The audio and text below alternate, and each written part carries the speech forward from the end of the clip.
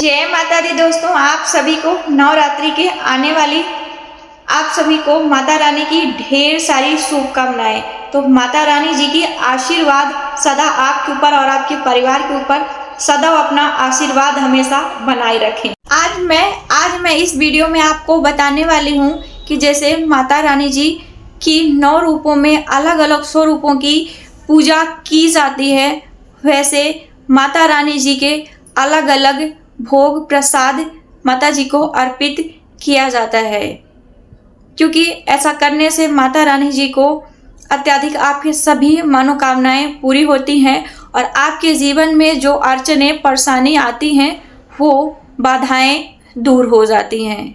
आज मैं इस वीडियो में आपको बताने वाली हूँ कि माता रानी जी को कौन सा भोग लगाने से आपकी सभी मनोकामनाएं पूरी होती हैं और कौन सा भोग अलग अलग चढ़ाने से आपके जीवन की सारी समस्याएं खत्म हो जाती हैं। सबसे पहले तो आप लोग ये जान लीजिए कि अपने सामर्थ्य अनुसार जो आपकी चीज़ उपलब्ध है, आपके पास है, जो आप चीज़ प्रसाद में आप चढ़ा सकते हो, तो सबसे पहले आपको पंचमेवा है आपके पास, तो आप माता जी को प्रसाद का भोग लगाएं। आप घर से बनी मिठाइयाँ या बाजार से लाकर आप माता जी को भोग प्रसाद चढ़ा सकती हैं। वैसे आप बतासा आपको चढ़ाना चाहती हैं माता जी के भोग प्रसाद में, तो उसमें 2 लौंग जोड़ा का फूल वाली आप लोग रखना मत भूलें, जरूर रखना चाहिए। चलिए दोस्तों, जान लेते हैं सबसे पहले कि माता जी के 900 रूपों में से सबसे पहला रूप माँ शैलपुत्री का दिन होता है। तो इस दिन माता जी को गाय का घी का भोग चढ़ाया जाता है।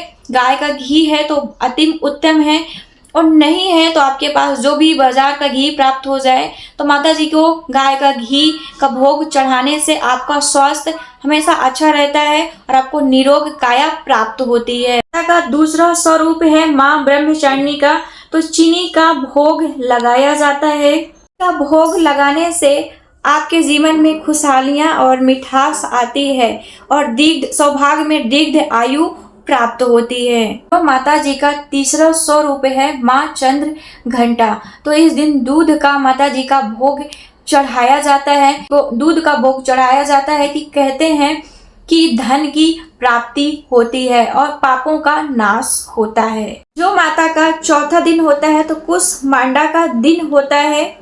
माता कुसमांडा जी को मालपुए का भोग चढ़ाने से आपकी बुद्धि तेज होती है और आपके जीवन में निर्णय लेने की शक्ति बढ़ जाती है। 5वां दिन होता है वो स्कंद माता जी का होता है।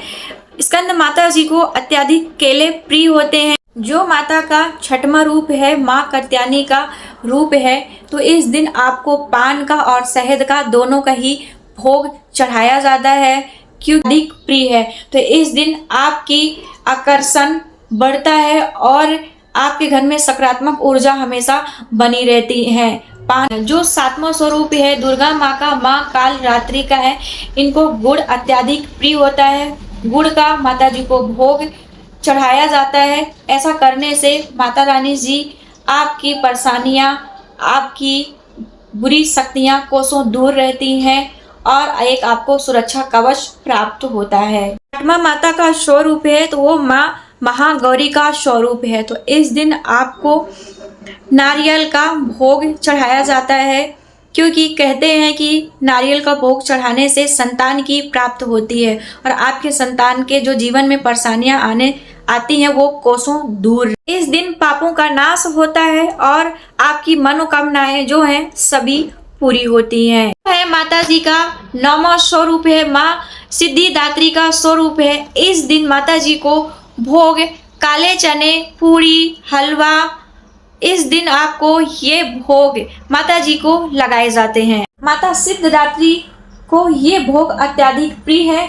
ये भोग लगाने से आपके जीवन में खुशियाँ आती हैं। माता जी को ये भोग अर्पित करने से सभी प्रकार की आपके जीवन में खुशियाँ आती हैं और हमेशा आपके घर में माता जी का आशीर्वाद कृपा बनी रहती है।